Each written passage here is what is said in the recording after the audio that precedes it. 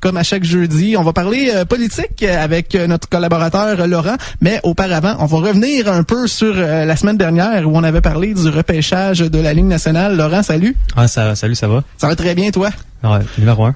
Numéro 1, donc la semaine dernière, tu nous avais amené Étienne.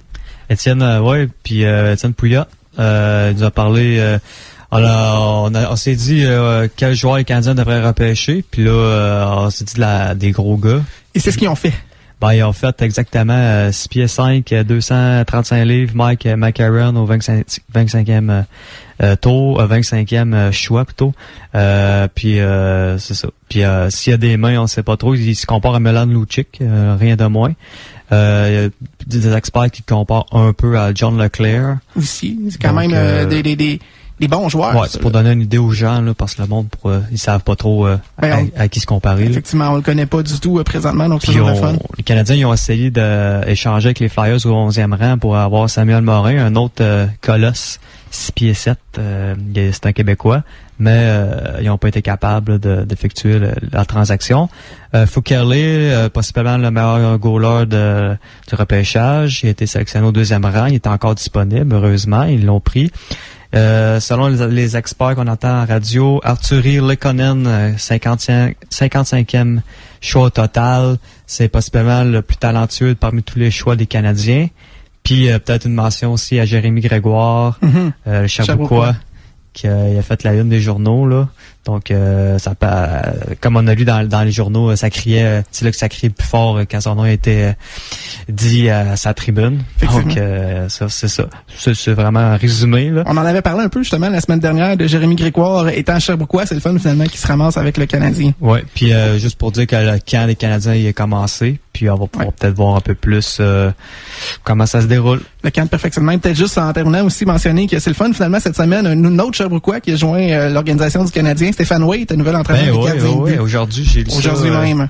Oui, on s'y attendait un peu, honnêtement, après que l'autre qui était parti au Colorado, son nom, c'est en tout cas...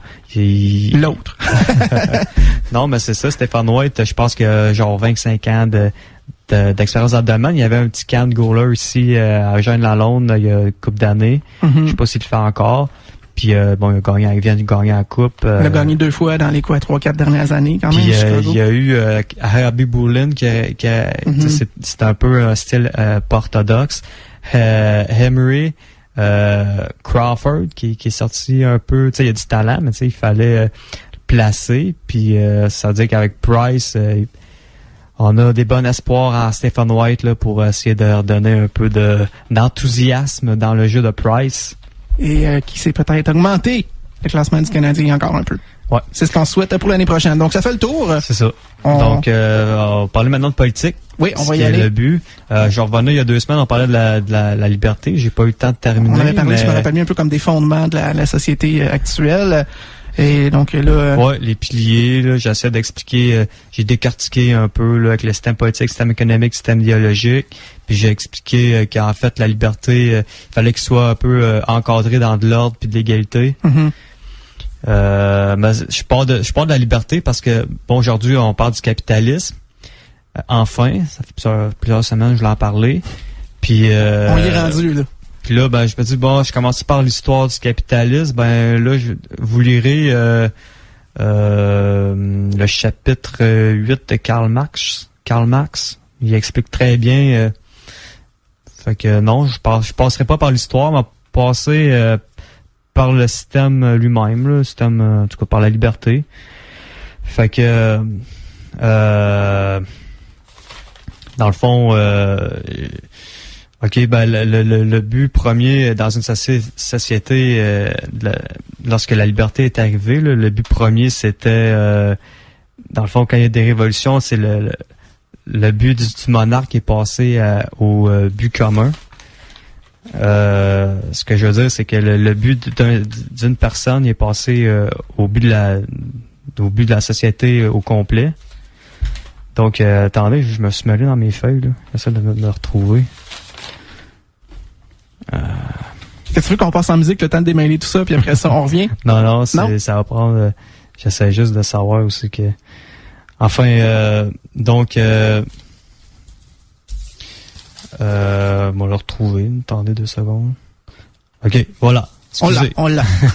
Donc c'est ça l'objectif commun. C'est donc c'est rendu l'objectif. Avant c'était l'objectif était singulier, le monarque. Puis là, avec les révolutions, ben là l'objectif est devenu à la société. Fait que on élit des gens pour que toute la société en bénéficie au lieu que juste une caste en bénéficie. Donc c'est ça le gros changement là, des révolutions.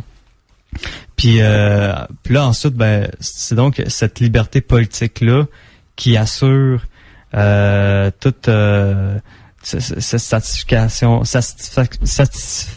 de ces besoins-là, de cet objectif commun-là. L'objectif commun, c'est quoi? Bon, on pourrait dire le premier objectif commun, c'est satisfaire les besoins des individus. On pourrait dire que c'est ça.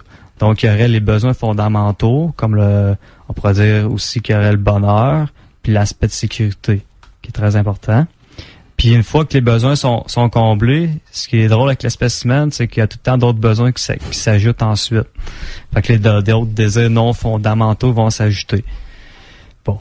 Ben, ce premier objectif-là, qui est de satisfaire les besoins des individus, ben, il passe par nos 3 piliers qu'on a nommés la semaine passée, par la liberté économique, par la liberté politique, puis la liberté des idéaux. Comment? Ben, par la liberté économique, ben, c'est-à-dire le capitalisme, ben, il utilise un peu le fait qu'on a des besoins limités, le capitalisme. Fait qu'il y a donc une création infinie de besoins, puis ça crée des besoins qui sont nécessaires, comme la science, par exemple, mais aussi qui sont non nécessaires, voire négatives, ben, non nécessaires comme la publicité. Tu sais, c'est pas quelque chose qui, à part faire rouler juste la machine, là, faire contribuer à rouler le système, ça crée pas de quelque chose de tangiblement nécessaire. Là. C'est pas comme ce que vous comprenez un peu. Ouais, ben la publicité qui peut aider à créer des besoins, par contre. Ça crée des besoins, ça fait juste rouler la roue, dans le fond. En tout cas. Puis il y en a qui sont carrément inutiles, comme appelle ça l'économie des externalités, mettons la pollution, on pourrait dire. Donc bon. Donc dans le fond, Edmund Burke il disait au 18e siècle que pour satisfaire les besoins, il faut limiter ses besoins. Donc, ouais. C'est très presque c'est sage quand même. Ouais. Donc, évidemment, comme on sait, quand on veut quelque chose, ensuite, quand on l'a, ben, le plaisir est éphémère. On veut un certain temps. Puis ensuite, ben, on veut quelque chose de plus grand. Puis, j'ai lu quelque chose en psychologie qui disait que perdre $100 procure un niveau émotionnel 4 fois plus élevé que gagner $100. C'est donc dire que, tu sais, quand vous vous endettez puis que vous passez, mettons, d'une maison à un appartement, c'est beaucoup, beaucoup, beaucoup plus émotionnel que passer d'un appartement à la maison. Parce qu'on a perdu quelque chose. On a perdu ce qu'on avait. Tu sais, mettons qu'on a toujours une voiture puis on n'a plus avoir de voiture. On a vraiment un manque. Alors que si on n'a jamais eu de voiture, c'est pas réellement un manque. Effectivement. Donc, c'est pour ça que des fois, il faut faire attention avec son portefeuille, là, pour pas se trouver dans le trouble. Et se questionner sur nos véritables besoins, en fait. Mm-hmm. Puis il y a aussi le philosophe Baruch Spinoza parce que moi, dans le fond, ce que je dis là, c'est j'essaie de placer le bonheur, parce que l'objectif commun premier, ce serait le bonheur, Mm-hmm. bon, on pourrait dire. Puis là, pour ça, ben, il y aurait limiter le besoin, tout l'aspect des besoins, mais aussi l'aspect de la redécouverte qui est reliée au bonheur. Par exemple, si vous mangez tous les soirs un repas chez votre mère, qui même si c'est super bon, à un moment donné, ça revient que c'est ordinaire, mais si vous avez déménagé, vous êtes en colocation, vous mangez tout le temps du craft dinner, puis là, vous retournez manger chez votre mère, mais là, d'un coup, c'est bon. Mais ça. Puis, non, par exemple, si vous êtes un citoyen normal, vous savez pas trop ce que c'est la liberté, mais vous allez en prison 3-4 jours, mais ensuite, ben, OK, vous sortez de prison, OK, la liberté, c'est quand même quelque chose. Mm-hmm. Fait que il y a aussi Donc ça, c'est tout ça, bon là j'ai un peu dépassé le cadre de la liberté économique là, avec Baruch Spinoza.